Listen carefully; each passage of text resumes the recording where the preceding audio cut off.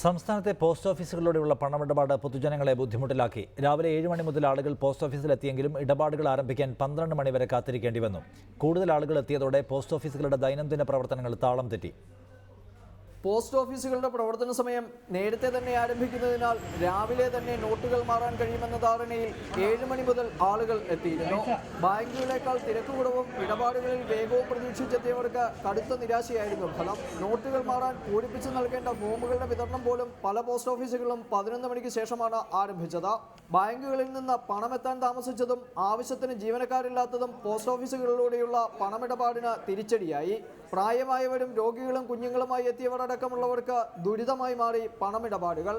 കൂടുതൽ വേഗവും കുറഞ്ഞ സമയവും പ്രതീക്ഷിച്ചാണ് ഇടപാടുകാർ പോസ്റ്റ് ഓഫീസിനെ ആശ്രയിക്കാൻ രാവിലെ മുതൽ എത്തിയത്.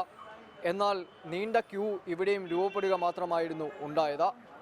തന്നെയുമല്ല, പോസ്റ്റ് ഓഫീസിൻ്റെ ദൈനംദിന പ്രവർത്തനങ്ങൾ താളം തെറ്റുന്ന കാര്യം കൂടിയാണ് ഈ ആളുകളുടെ തള്ളിക്കയറ്റം മൂലം ഉണ്ടായത്. ബാങ്കുകളിൽ നിന്നും പണമെത്തുവാൻ വൈകിയത് മൂലം വളരെ താമസിച്ച് മാത്രമാണ് പോസ്റ്റ് ഓഫീസുകളിലൂടെയുള്ള പണമിടപാടുകൾ ആരംഭിക്കുകയും ചെയ്തത്. ക്യാമറാമാൻ അരവിന്ദിനൊപ്പം അനിൽ ജോർജ്, റിപ്പോർട്ടർ, കോട്ടയം.